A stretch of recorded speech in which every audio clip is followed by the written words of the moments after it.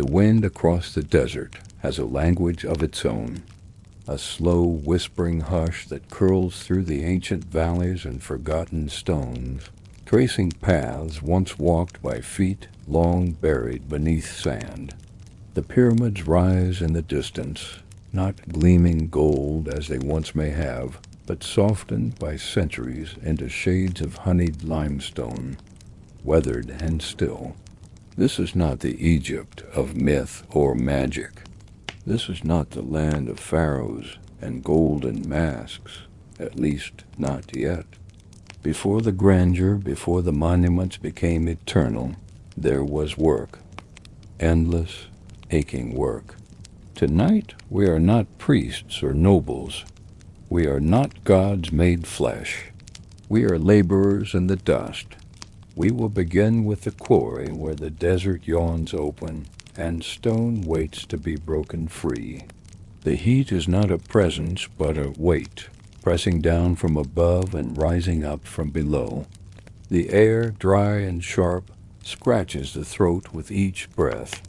The sky is pale blue, and the sun knows no mercy. You will walk in worn sandals, feel the grit between your toes, and taste the salt of your sweat. You will rise with the sun and break the silence of dawn with the clang of copper tools on stone. You will sleep under the stars on coarse mats, if sleep comes at all. And after that, when we've endured the days of dust, we all turn our gaze to a king who changed Egypt as gods. We'll drift gently through the strange, sun-drenched rain of Akhenaten, whose temples faced east and whose eyes gazed skyward, searching for something beyond the known.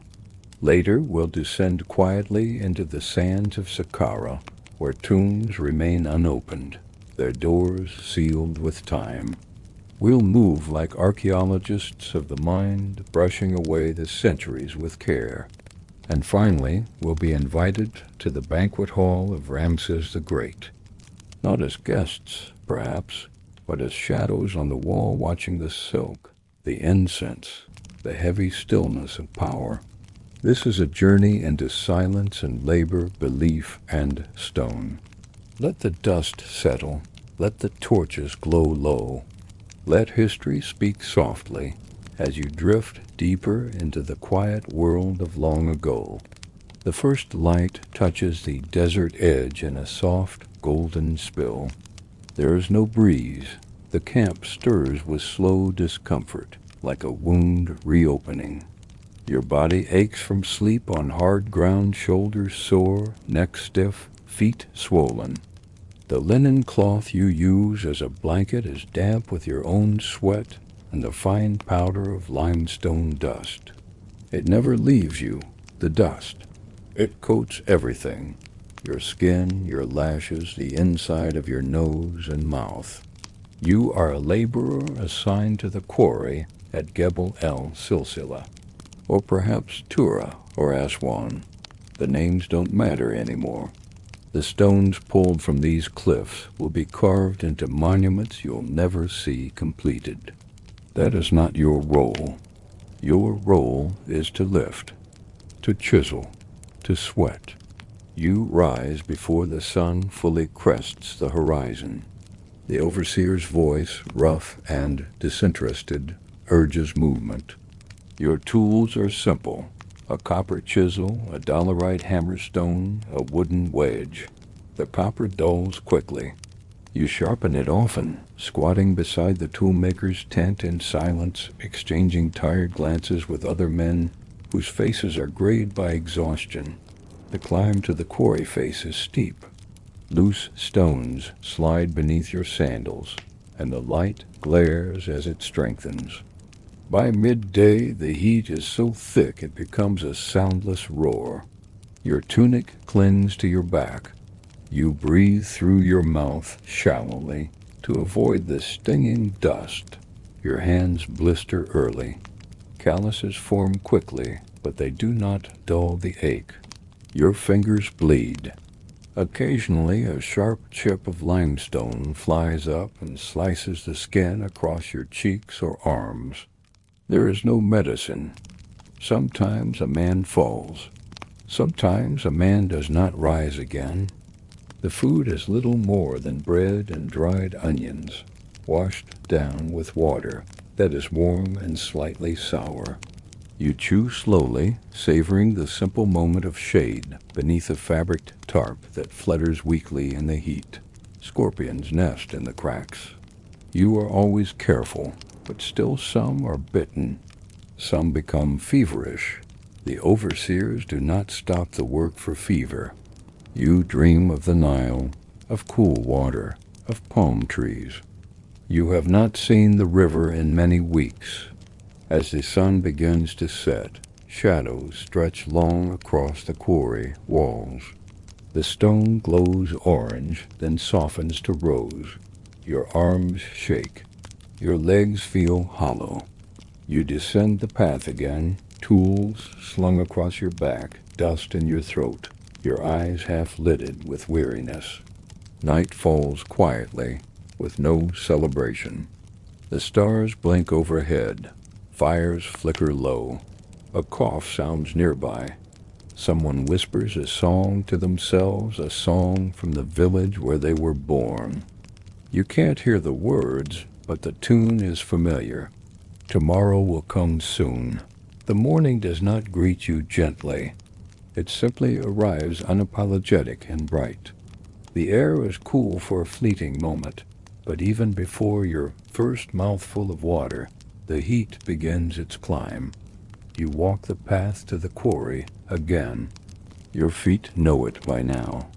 Every sharp stone, every worn bend.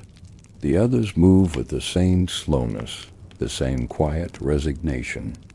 There is no chatter, only the rhythmic scuffing of sandals and the occasional creak of a shoulder carrying tools. The sun rises faster than you expect, and soon the quarry blazes with golden glare. The limestone cliffs shimmer. They look soft from a distance, but you know better. You strike them with force again and again, and they answer with vibration deep and numbing, traveling from your hands to your shoulders and into your teeth. Today you are working to loosen a large block. It is marked with red pigment chalk lines drawn by a master cutter. You do not question the lines. You only follow them. Your hammerstone is heavy. Your palms sting with each strike. The wedge is tapped in. Slowly, repeatedly. Each movement exact, but never quick. You work beside another man, older, quieter. His face is leathery and sun-dark. His eyes narrow slits against the brightness. He speaks only once during the day. He says, "This one will be for a temple."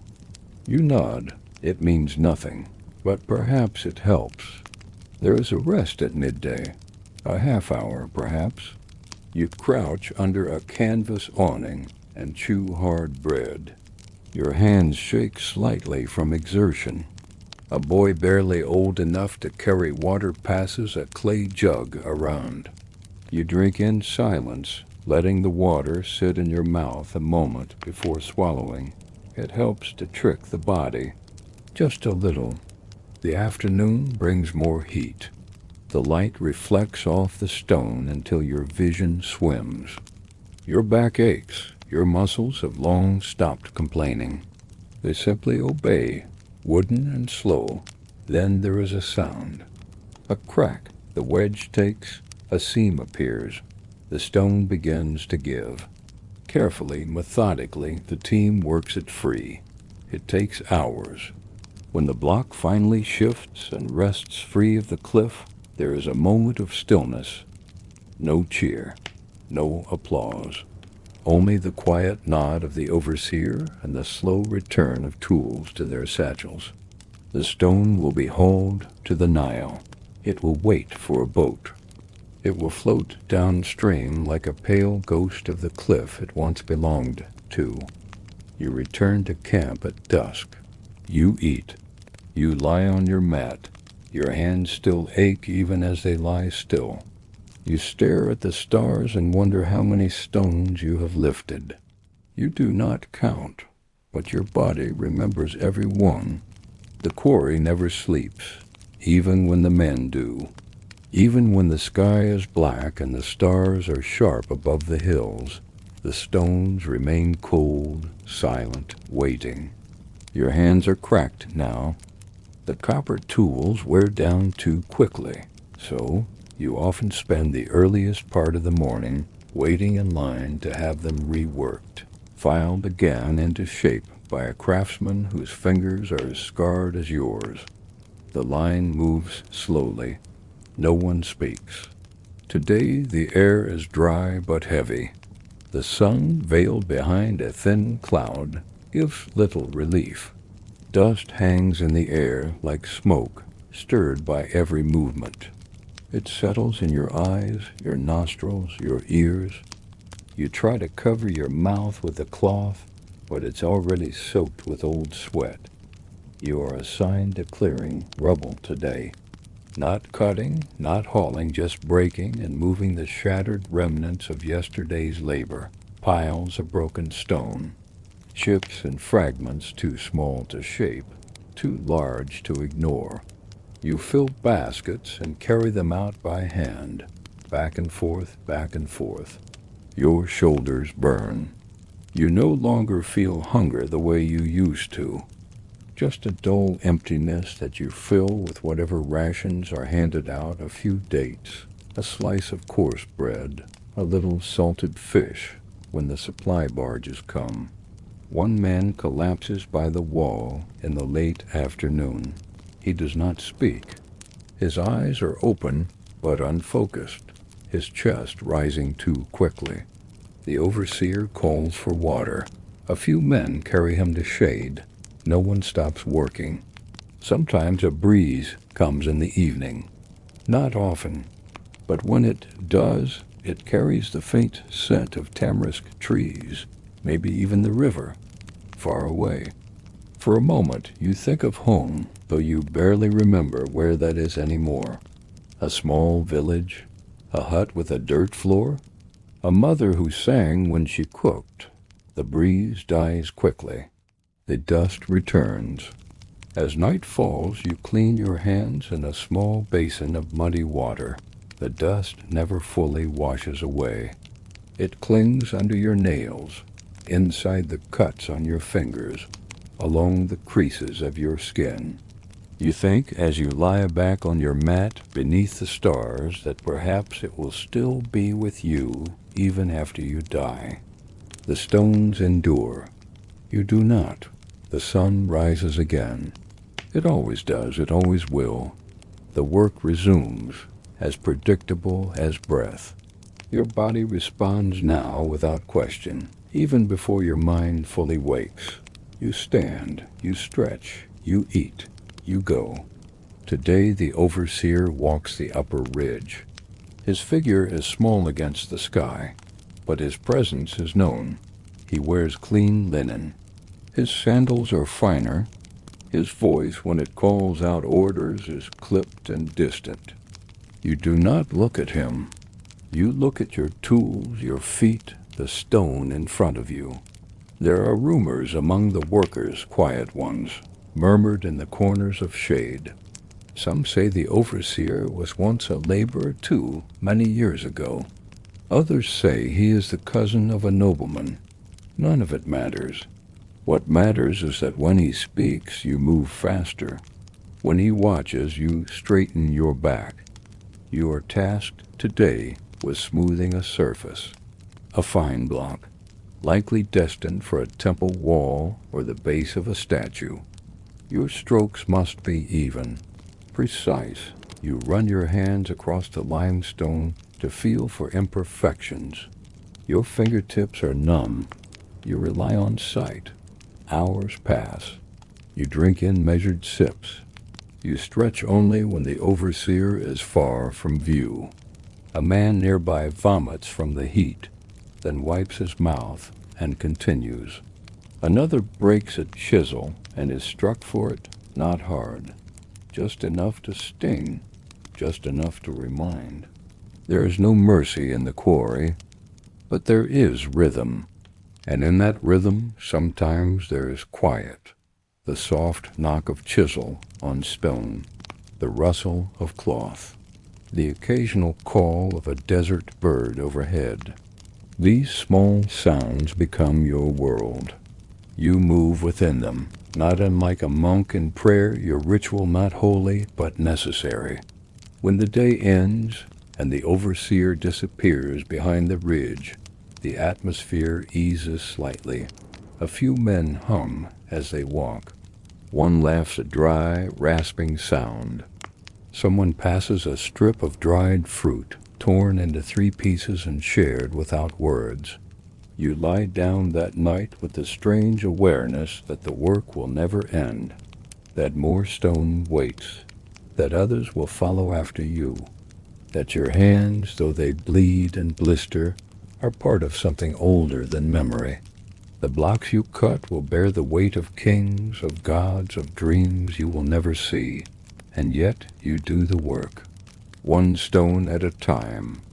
Long after the quarries fell silent for the day and the stone cutters drifted into uneasy rest, another world began to take shape far away in the rich riverlands of the Nile.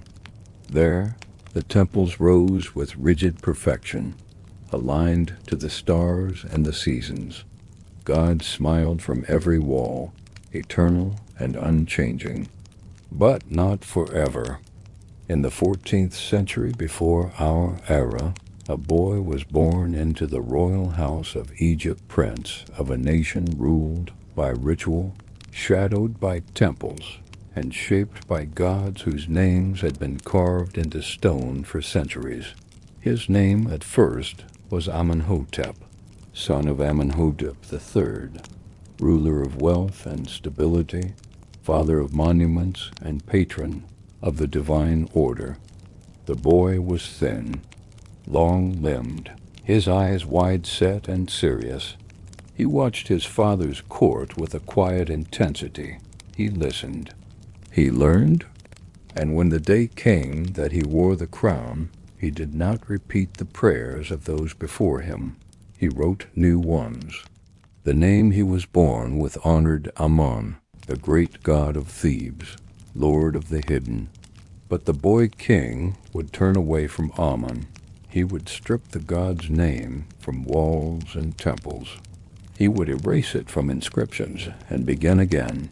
He called himself Akhenaten, and he turned his face to the sun, not the sun god Ra, old and familiar, but a newer vision, Aten the radiant disk, the giver of light and warmth, not a god with a face or form, but a presence, a being of pure light whose rays reached down like hands to bless and nourish the earth. It was a quiet revolution, but a deep one that began not with soldiers, but with hymns, not with war, but with art and silence. Akhenaten did not rule from Thebes. He built a new city, Akhetaten, the horizon of the Aten on virgin land where no god had been worshipped before, a city bathed in sunlight, laid out in wide open spaces, no shadowy temples, no labyrinthine sanctuaries, just sun, stone, and stillness. He walked its streets in sandals, pale robes fluttering in the desert wind. He prayed in the open air.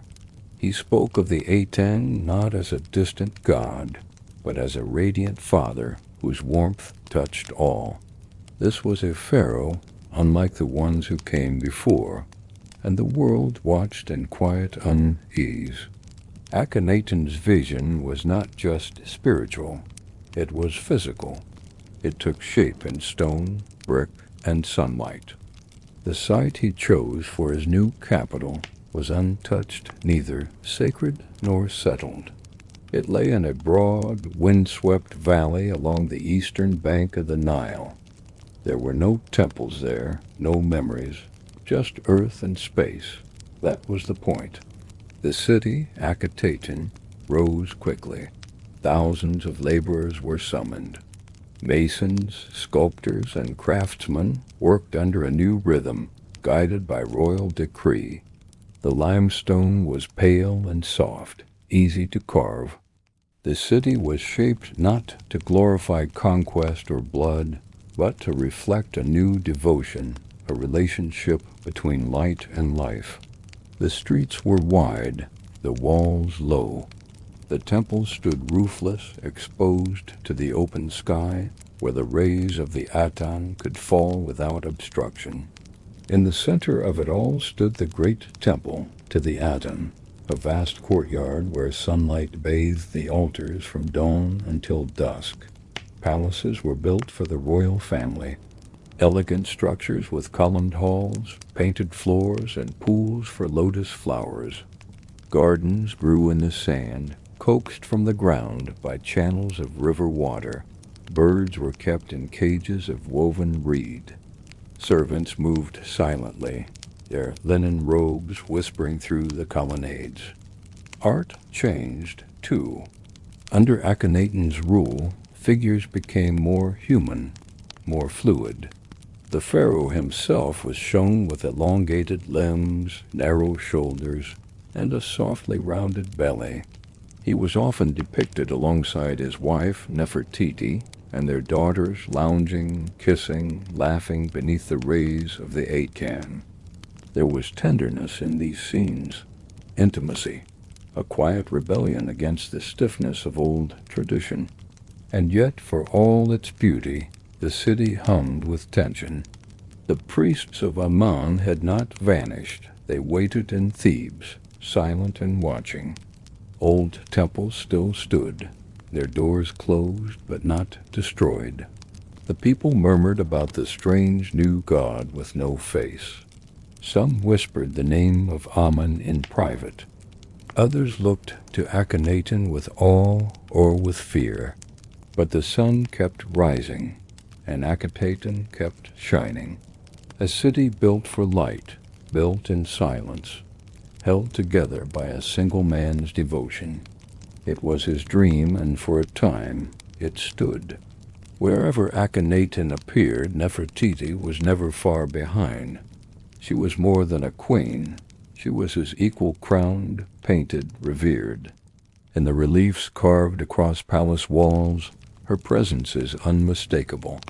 She stands beside him in worship, her arms raised to the Aten, her figure tall and elegant, crowned with a blue, flaring headdress that would one day become iconic. Her face is serene, symmetrical, calm yet never cold. There is warmth in her portrayal, a soft power that lingers in the lines of her expression. Together they were the face of a revolution, the divine pair beneath the sun. Their children played beneath the rays, their names recorded beside them in delicate glyphs.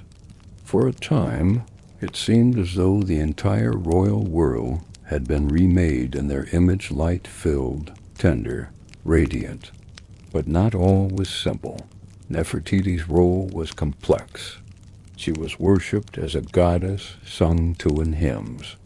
In some inscriptions, she is shown striking down enemies in battle, a role traditionally reserved for pharaohs.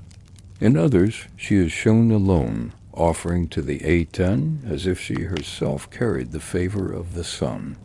And then she disappears, not suddenly but quietly. Her name begins to vanish from the walls. The images of her grow fewer. No grand tomb has been found for her, no definitive record of her death, just silence. Some believe she changed her name, taking on the role of pharaoh after Akhenaten's reign began to falter. Others say she died young, that she fell from favor, or perhaps she stepped back, watching as the golden dream of Akhenaten began to flicker. The city that rose so quickly now faced hunger. The fields yielded less. The people murmured. The priests of the old gods gathered strength again in the shadows. And Akhenaten, once so present in the heart of his new world, began to retreat into the inner palace. He appeared less often. The hymns continued, but his voice grew faint. Nefertiti's absence, like her presence, was profound. She left behind a vision, a kind of beauty, not seen before or after. And though history holds its breath when it tries to remember her, her shadow still lingers in every soft curve of the sculptures, every whisper of painted lips, every sunbeam that falls across stone. Time, even in the land of stone and sun, moves forward. In the final years of Akhenaten's rule, the bright dream of Akhetaten began to dim. The courtyards still gleamed in sunlight. The temple still opened to the sky, but the people had grown weary. The granaries were less full. The Nile had grown uncertain. The gods of old, once silenced, were remembered again in the hush of private rooms. The royal court withdrew deeper into its painted halls. Akhenaten, once the radiant prophet of Aten, grew thin and distant. His likeness on the walls shifted from vibrant depictions of fatherly joy to quiet, solitary prayers. He stood alone beneath the sun disk now, his arms raised in supplication, as if pleading. His children, once seen in cheerful processions, were no longer carved. Death had visited the palace, quiet and heavy. When Akhenaten died, the transition was hushed and uncertain. His city, built with such devotion, began to fall into neglect. Stones were left uncarved. Courtyards grew wild with desert grass. Temples were abandoned to sand. His successor was a boy young, uncertain, perhaps the son of Akhenaten, perhaps the ward of another. His name would become known throughout history, Tutankhaten, but not for long. The boy's name was changed. The gods of old were restored. Amun returned to the temples. The old capital at Thebes rose once again. The legacy of Akhenaten was erased with quiet precision. His images were chiseled out, his name scratched from the walls, his city abandoned to the wind. What remained was dust and silence. And yet, not everything vanished. The great hymn to the Aten, inscribed in stone, endured, a poem of sunlight and breath, a vision of a world alive with warmth and divine presence. In those gentle lines, Akhenaten's voice still whispers, not as a king, not as a god, but as a man who looked up at the sky and saw beauty where others saw fear. His revolution ended not in fire or glory, but in fading light, a slow return to the old rhythms. But the sun still shines on the ruins of Akhetaten, and when the wind moves through its broken columns, it carries a memory of a kingdom that once turned its face to the sun. South of Cairo, beyond the clustered palms and the ribboning path of the Nile, the desert opens into a vast, rolling plateau. Here lies Saqqara silent, sun-bleached, and filled with secrets. The necropolis is ancient, older than the pyramids at Giza, older than many of the stories that shaped Egypt's past. It is a place of tombs, of stacked mud-brick walls, of faded reliefs and sealed passageways, a city of the dead, where time seems paused, waiting, watching. Much has been uncovered here. The step pyramid of Djoser rising like a frozen wave, early mastabas with paintings, still bright after 4,000 years, the shafts that descend into burial chambers long forgotten. But Saqqara is not finished. It is a place that continues to whisper. Even today, new tombs are discovered, doorways bricked closed in antiquity, hallways so narrow that only one can pass at a time, hieroglyphs etched by flickering torchlight, coffins untouched since they were placed sealed not just in wood and stone, but in silence. Many tombs remain unopened, not because they are lost, but because they are waiting. Archaeologists know where they are. The stone outlines are clear beneath the surface, shown by careful mapping, ground-penetrating scans, and the shifting sand itself. But they remain sealed, deliberately, preserved, protected. Sometimes it is a matter of resources. Excavation is slow, delicate work. Other times it is a choice and act of reverence. The knowledge that disturbing the tomb may destroy what's been preserved by dryness, darkness, and time, and so they wait. Inside may be scrolls, statues, offerings, still scented with traces of oils and perfumes. Perhaps even the names of those lost to history, ready to speak again. And until that day, the unopened tombs of Saqqara rest beneath the sand, their stories curled in darkness, untouched by light. There is something sacred in the waiting. When a tomb is opened at Saqqara, the first breath of air that escapes is often dry and still. It smells of earth and resin, of time preserved. And then light. For the first time in millennia, the flickering beam of a lamp or torch touches the interior, casting long shadows on walls that have not seen movement since the burial. The walls speak. They are covered in hieroglyphs, graceful, deliberate, flowing like water across the plaster. Stories are etched in paint and carving, scenes of fishing and feasting, of the tomb owner beside their spouse, arms outstretched in prayer to the gods. The colors remain rich ochres, deep reds, vivid blues, soft greens, guarded all these centuries by darkness. Some tombs belong to priests, others to scribes or royal architects. Some are humble, some ornate, but each one tells a quiet story. In Saqqara, the dead wanted to be remembered not as they were at death, but as they wished to be in eternity. There are no dramatic treasures here, no rivers of gold. Instead, there are delicate statuettes made of wood and faience, bowls of dried fruit now shriveled to dust, amulets laid with care upon linen-wrapped bodies. The beauty lies in the details, the fingerprints left in plaster, the curve of a reed brush stroke, the quiet grace of carved eyes gazing from the past. In some chambers, the coffin still rests at the center of the room. It may be simple or intricately carved.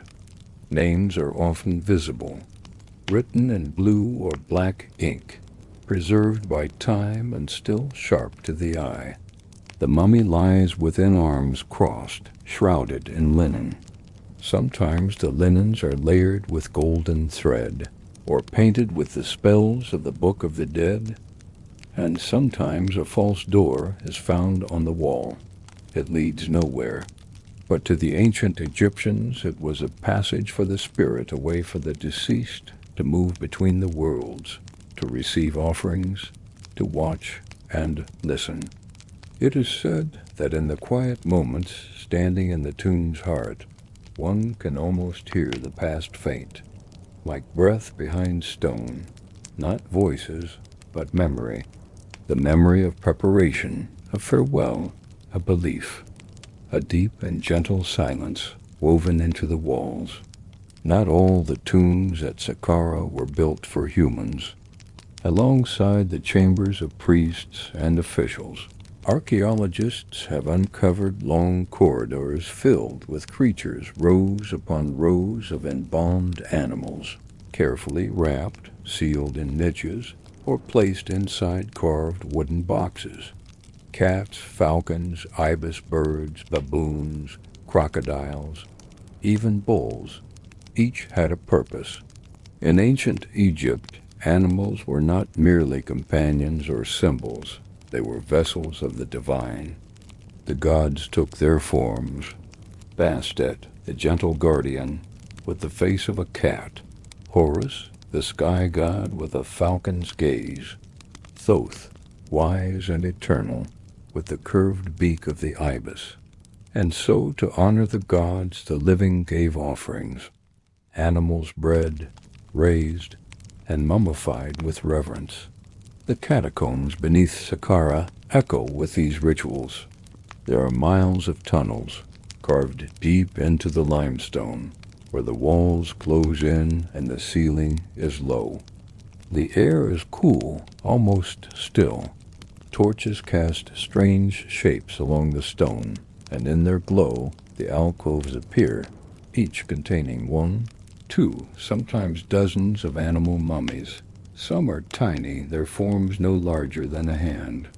Others are immense bulls of Apis, sacred and royal, placed in massive stone sarcophagi, weighing many tons. These bulls were buried with honor, their resting places marked by stelae, prayers, and carved names.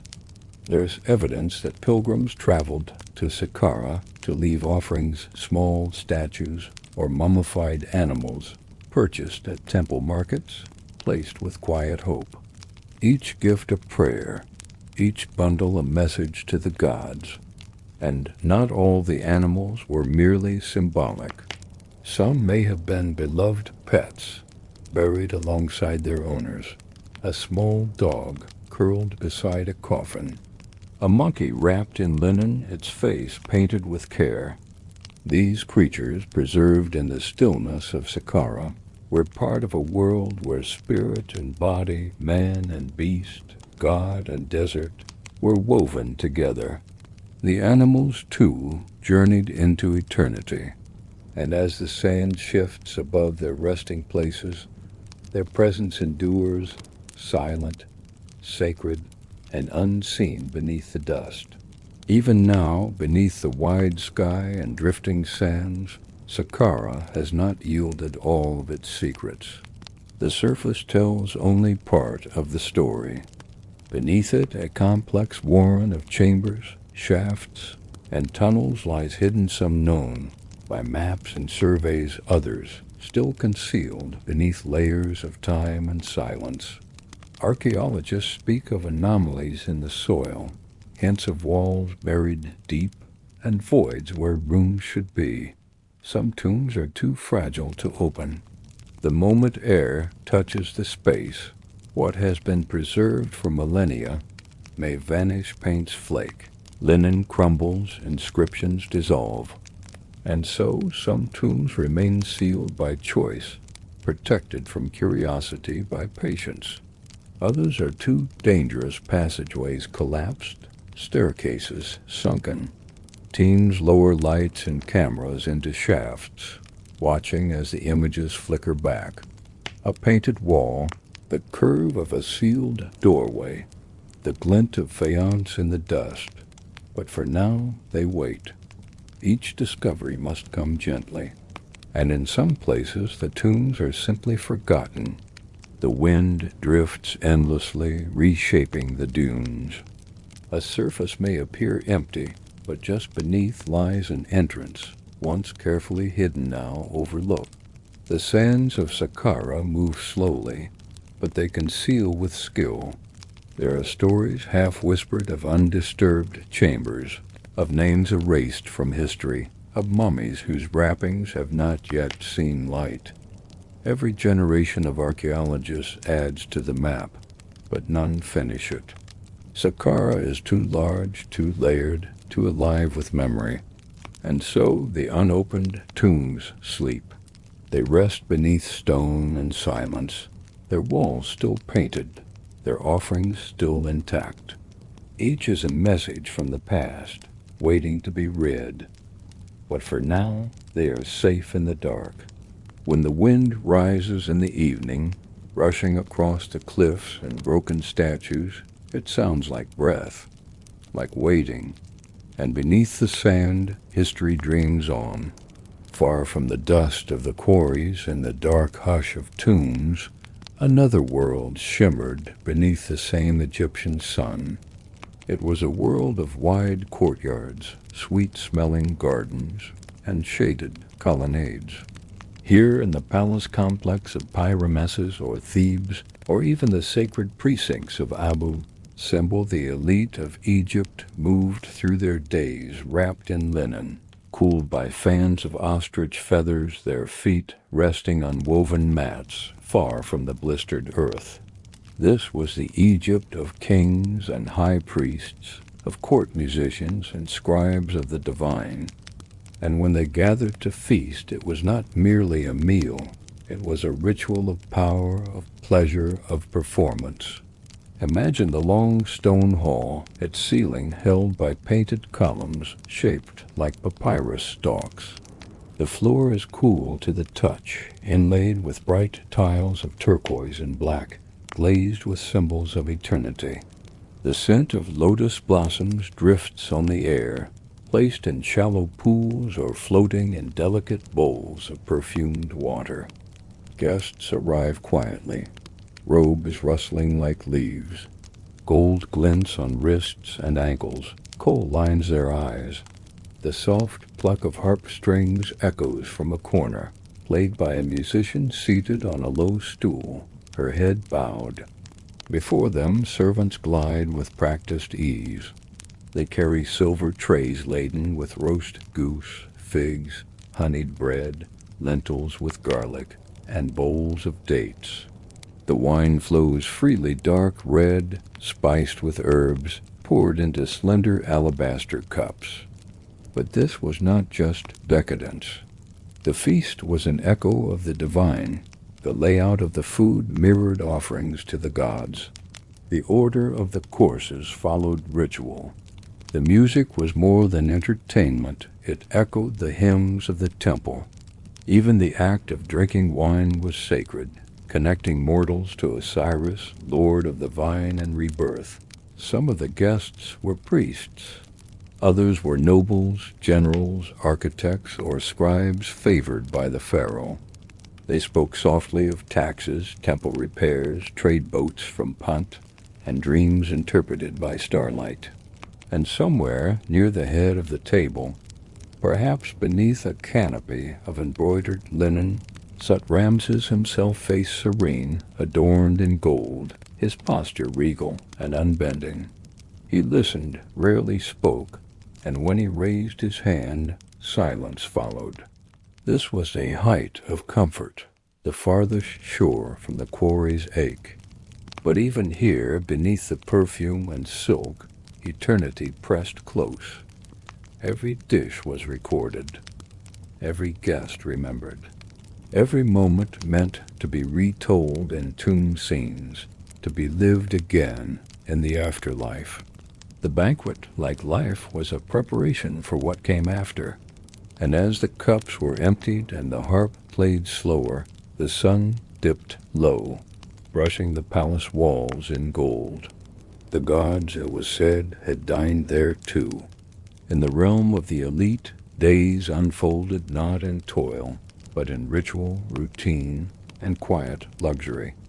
The palace stirred with light before dawn, not from urgency, but from order.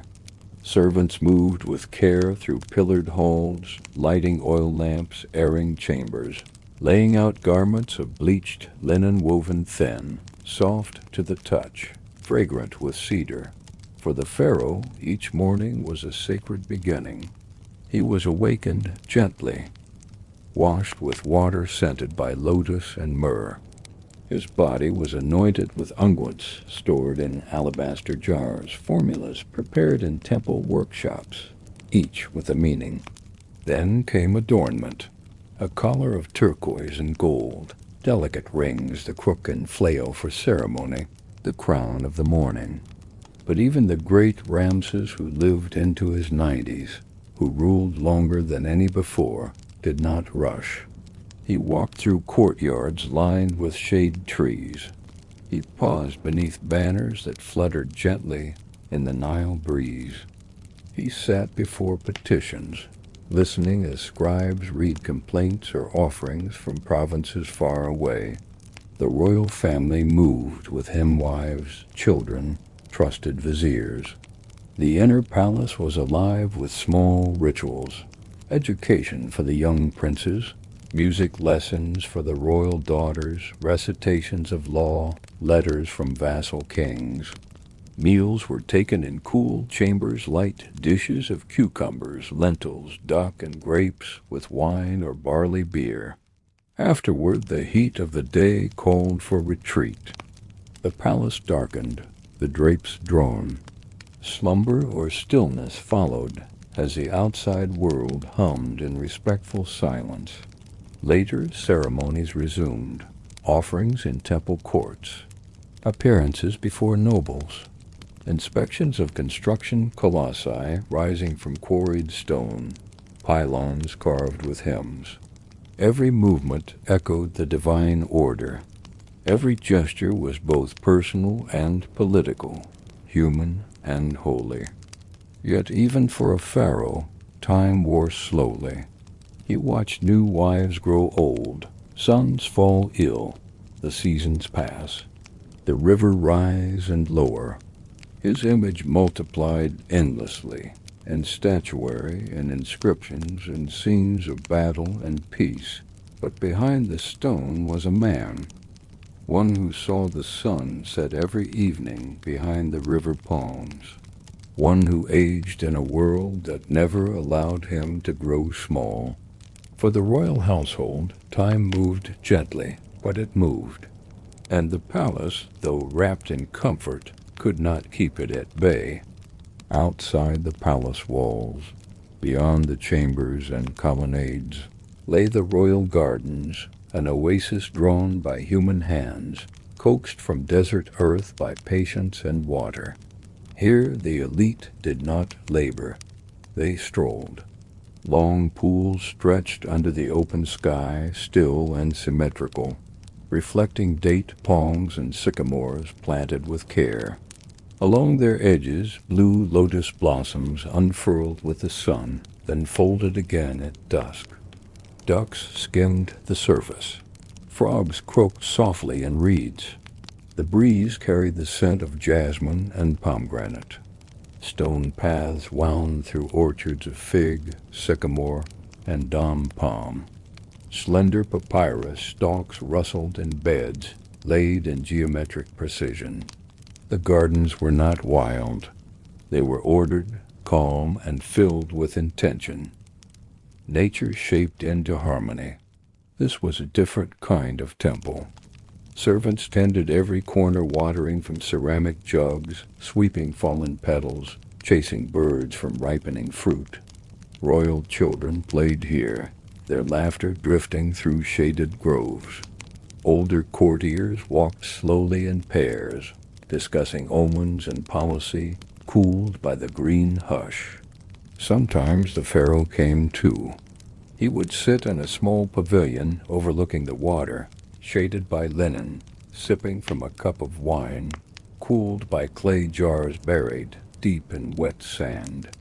His thoughts unreadable, his gaze distant. For Egypt's elite, gardens were more than beauty. They were symbols of rebirth. The afterlife, as imagined in tomb paintings, resembled these spaces, lush, ordered, eternal. To walk a royal garden was to walk a preview of paradise. Even in death, these places endured. Garden layouts were inscribed on tomb walls.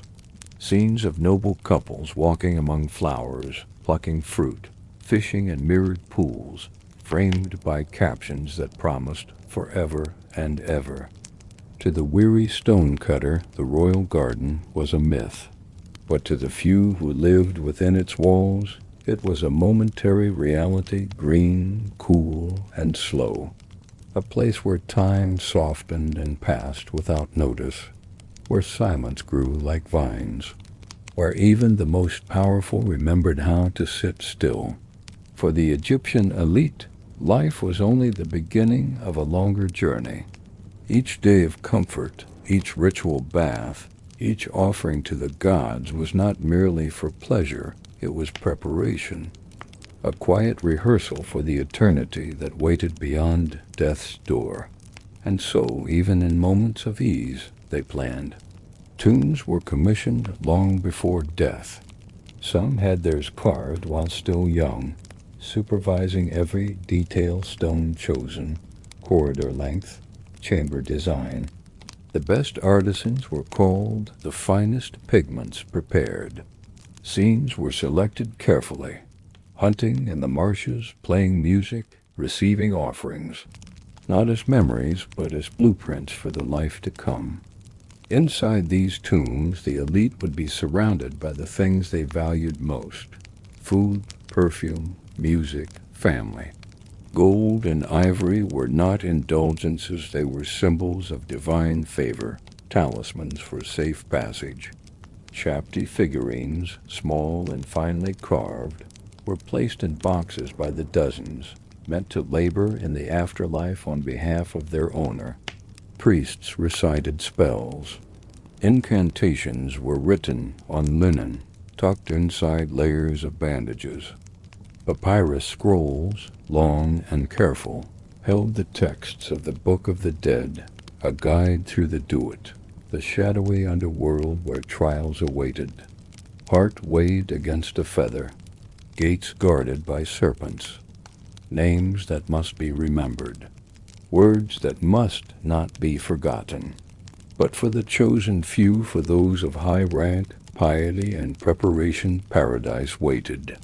A field of reeds, lush and golden, rivers of fresh water, cool and winding, fruit trees heavy with sweetness, the ability to walk, speak, and eat freely, to see family again, to bask in sunlight forever.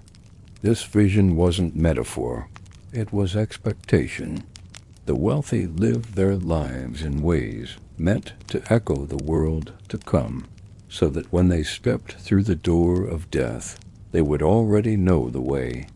And as the body was laid to rest, deep beneath stone, the living mourned gently.